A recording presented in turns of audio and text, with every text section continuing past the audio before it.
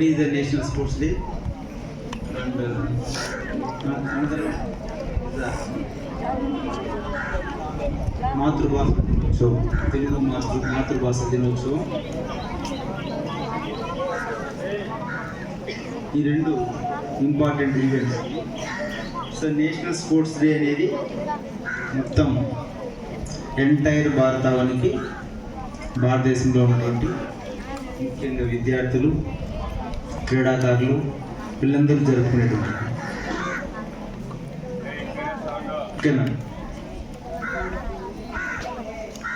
So మీకు ఇక్కడ కనిపిస్తున్నారు, చూసినారా? ఒక ఫోటో డిస్ప్లే అయింది. మేము one photo display in front of you. ఒక ఫోటో ఉంది, గమనించారా? What's your name?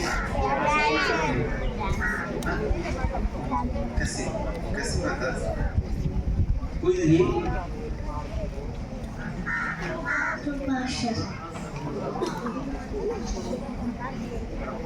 ఫోటో చూడు, go.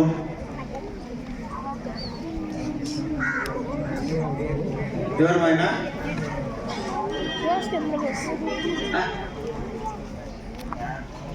Very good, Dhyan Chand. ఎవరు అక్కడ ఉండేది? ధ్యాన్ చంద్. ఏ కదా కమి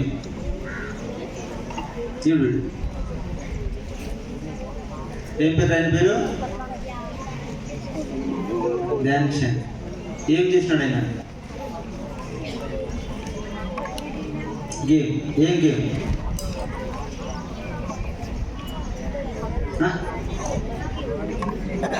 హాకీ. హాకీలో ఏం చేసినాడు ఆయన? ఏం చేసినాడు హాకీలో? హాకీలో వరుసగా మన దేశానికి 3 సార్లు ఒలింపిక్స్లో గోల్డ్ మెడల్ తీసుకొచ్చాడు. అప్పుడు ఆయన హాకీ ఆడే టయానికి, మన దేశం రిప్రజెంట్ అయ్యే టయానికి we didn't get independent. మనకు స్వతంత్రం రాలేదు. అంటే స్వతంత్రం రాకముందే మన దేశానికి ప్రాతినిధ్యం వహించి వరుసగా 3 ఒలింపిక్స్లో ఆయన గోల్డ్ మెడల్ తీసుకురావడంతో ఒక్కసారిగా మన దేశం యొక్క కీర్తి ప్రతిష్టలు అనేవి ప్రపంచవ్యాప్తంగా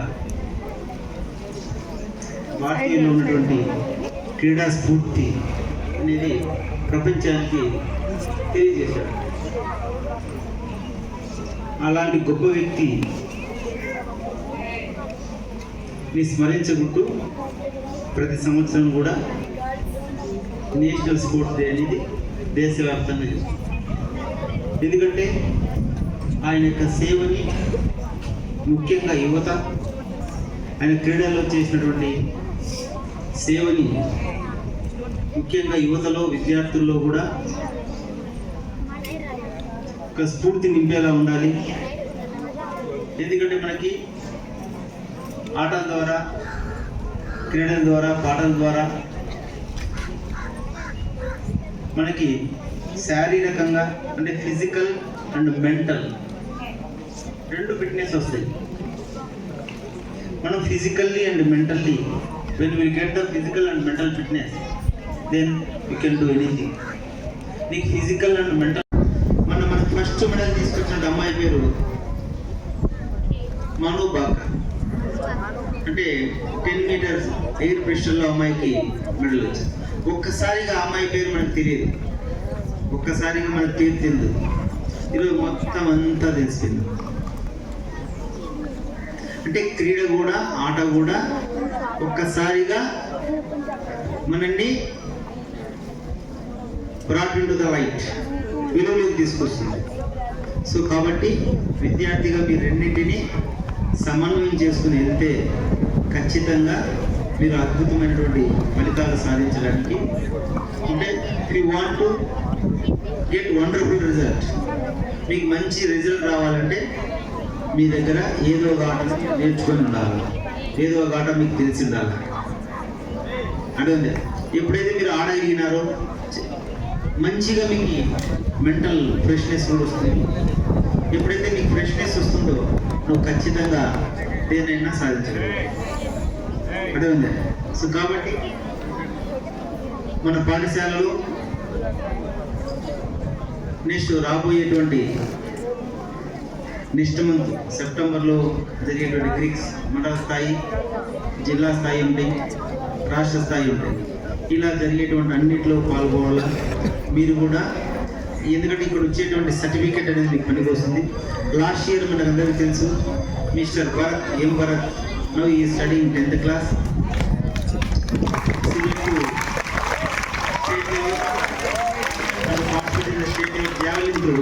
జావెలిన్ త్రో, సరే డిస్క్ త్రో.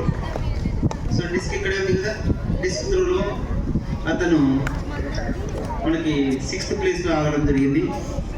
నెక్స్ట్ మళ్ళీ కూడా మీకు అట్లా వెళ్ళడానికి చాలా అవకాశాలు ఉంటాయి. అవకాశాలని ప్రొవైడ్ చేయడానికి కూడా మేము సిద్ధంగా ఉన్నాం, బడి తరపున పాఠశాల తరపున. రిక్వెస్ట్ చేసి మీరు రెండింటిని కోఆర్డినేట్ చేసుకోవాలి. రెండింటిని మీరు కోఆర్డినేట్ చేసుకోగలిగితేనే మీకు ఖచ్చితంగా పోతుంది. కాబట్టి ఒకదాని మీదే కాకుండా, ఆట మీదే కాకుండా చదువు మీద కూడా ఫోకస్ చేయండి. ఖచ్చితంగా మీకు కావాల్సినటువంటి సౌకర్యాలు ప్రొవైడ్ చేయడానికి సిద్ధంగా ఉంది. చూడు అక్కడ మనకి వెయిట్ లిఫ్టింగ్ కనిపిస్తుంది, చూసినారా? ఎంతమంది చూసినారు దాన్ని? జనరల్గా మీరు ఆటలన్నీ ఏమంటారా? క్రికెట్ వేరే ఆడు. సరే వెయిట్ లిఫ్టింగ్ ఉంది, లేకపోతే షార్ట్ పుట్ ఉంది, జావెలిన్ ఉంది, డిస్క్ ఉంది, మేము ఆడుకుంటాం చేసుకుంటామని ఎవరైనా అడుగుతున్నారా? కనీసం పీఈటీ సార్ డిస్క్ తీసుకెళ్ళారా? ఎవరు అడిగినారా? ఆదివారం వస్తే కనిపిస్తుంది మీ చేతుల్లో. సో దాంట్లో మీరు ఏమైనా కృషి చేసి తెచ్చుకొని ఏమైనా ప్లేయర్స్ లేదు. మీరు ఆడేటువంటి టైం పాస్. ఊరికి మీరు టైం పాస్ చేసుకుంటే ఏం రాదు మీకు, రిజల్ట్ ఎట్లే. సో ఇలాంటివి ఇంకా ఉన్నాయి, మీరు అడగాల. అడిగితే ఖచ్చితంగా ప్రొవైడ్ చేయడం మా బాధ్యత. కాబట్టి దయచేసి ఇక మీదైనా ఇక్కడ ఉన్నటువంటి ధ్యాన్ చంద్రుని మీరు ఇన్స్పిరేషన్గా తీసుకుని ఈ రోజు నుంచే మీరు మనసులో ఒక బలంగా ఒక ప్రామిస్ చేసుకుని చదువుకి ఆటకి రెండింటికి కూడా ఈక్వల్ ప్రియారిటీ ఇస్తాం అని ఒక మనసులో ఒక ప్లేట్ చేసుకోండి. ఎందుకంటే నెక్స్ట్ వచ్చే గేమ్స్లో కూడా మనం మన పాఠశాలకి రిప్రజెంట్ చేస్తూ మన పాఠశాలకి మనం ఉన్న ప్రాంతానికి ఖచ్చితంగా మనము నేమ్ ఫేమ్ తీసుకురావడానికి ప్రయత్నం చేయాలి. అలాగే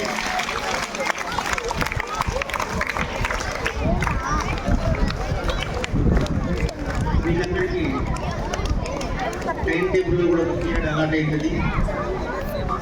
ఆ పీరియడ్ స్పోర్ట్స్ పీరియడ్ అయితే ఖచ్చితంగా మీరు వాడుకోండి. ఆ పీరియడ్ మీకు ఏదైతే ఉంటుందో స్పోర్ట్స్ పీరియడ్ వీక్లీ 1 ఉంటుంది. అది 100% మీరు వాడుకోవాలా. వాడుకుంటే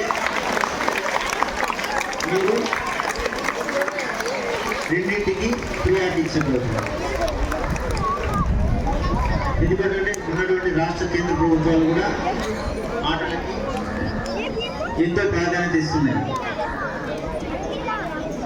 కాబట్టి మీరు ఖచ్చితంగా మీ చదువులో ముందుకెళ్ళాలి.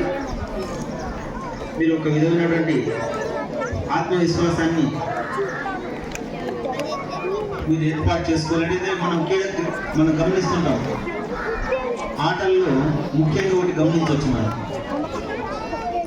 ఎందుకంటే మనము ఏదైనా ఒక స్పోర్ట్స్లో మనం ఒక ఆటలో పార్టిసిపేట్ చేసామంటే అది రెండు నేర్పిస్తుంది.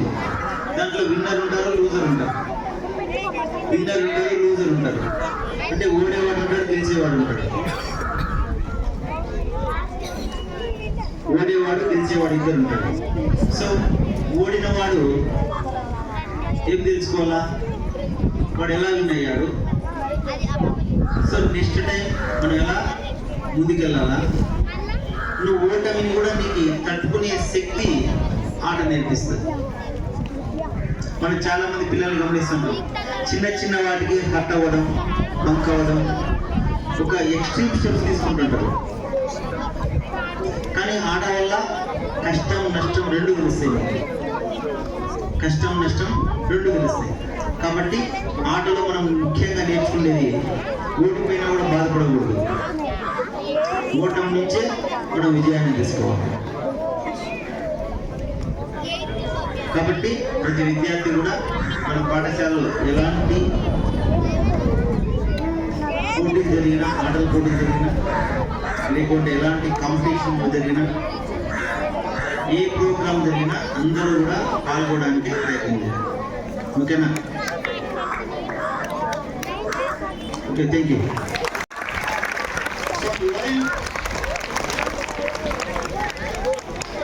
Live programs according to sports. Now is going to begin weightlifting. Weightlifting live program.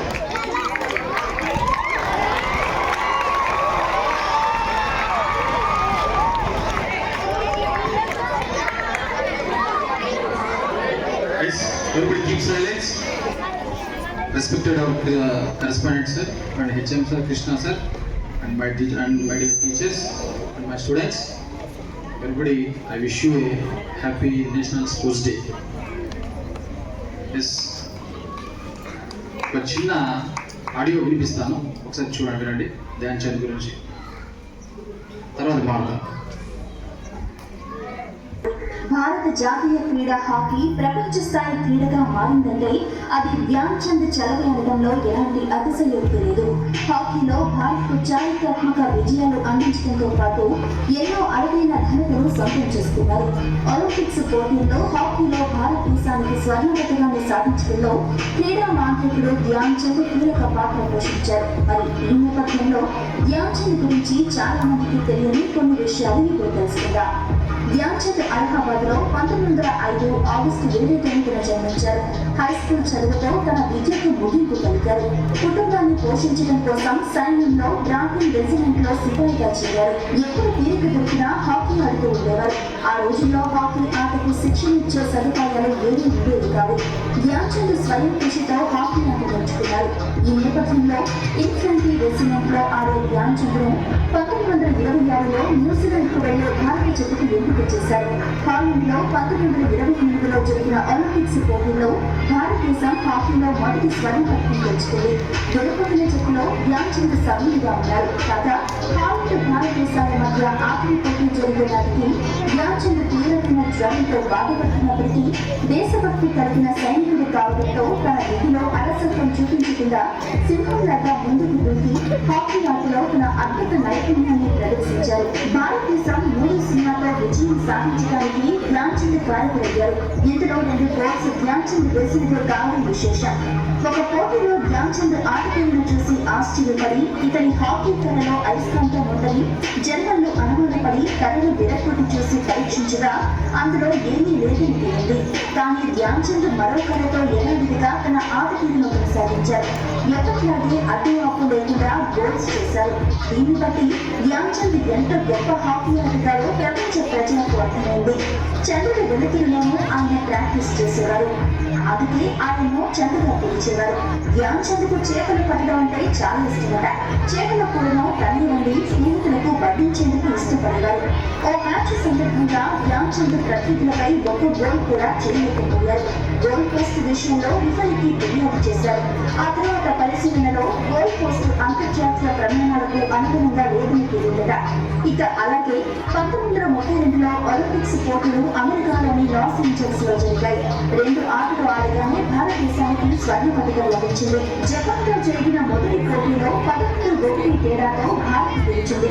ఇందులో ధ్యాన్ చంద్ 4 గోల్స్ చేశారు. ఇక రెండవ పోటీ ఆగస్టు 11న అమెరికాతో జరిగింది. మనము ఈ వీడియో వినిపించడానికి కారణం కూడా ఏదో 1% అయినా మీలో చేంజ్ కలుగుతుందనే ఉద్దేశంతో ఇది వినిపించాను. చూశారు కదా ధ్యాన్ చంద్ ఎంత కష్టపడ్డాడు అనేది. Hold your hands, all of you.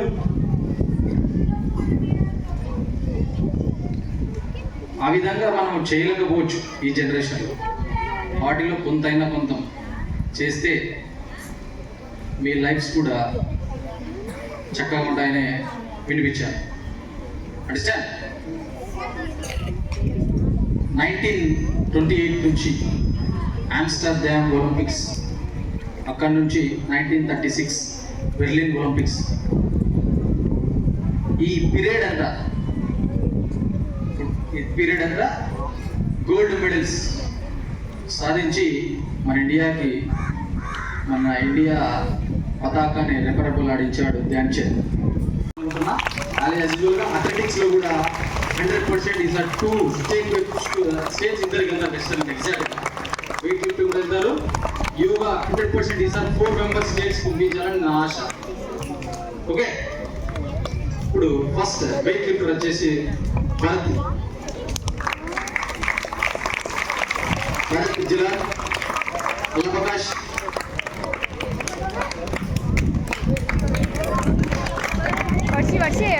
Varshi వెనకాల నుంచి రా. తీసుకెళ్తాను సార్. తర్వాత వెయిట్ కేటగిరీ ఇప్పుడు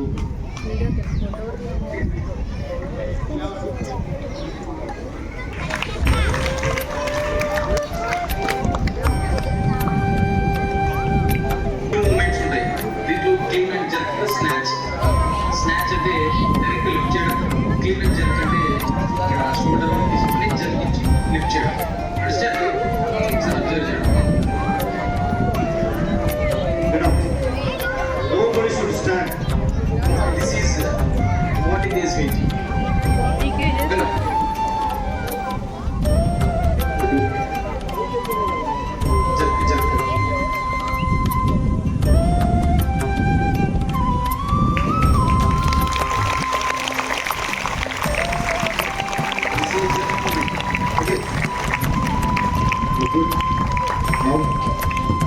Next, Jila.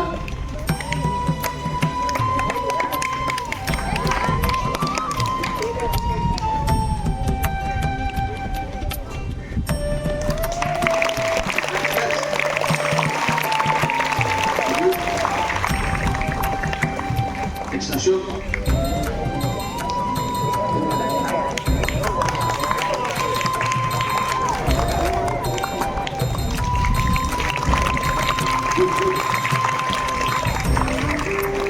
Lavabash.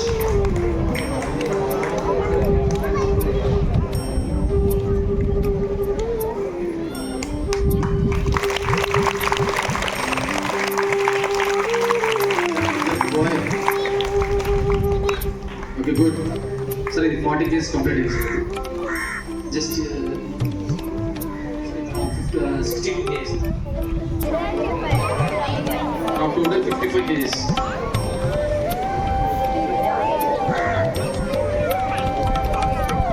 Snatch.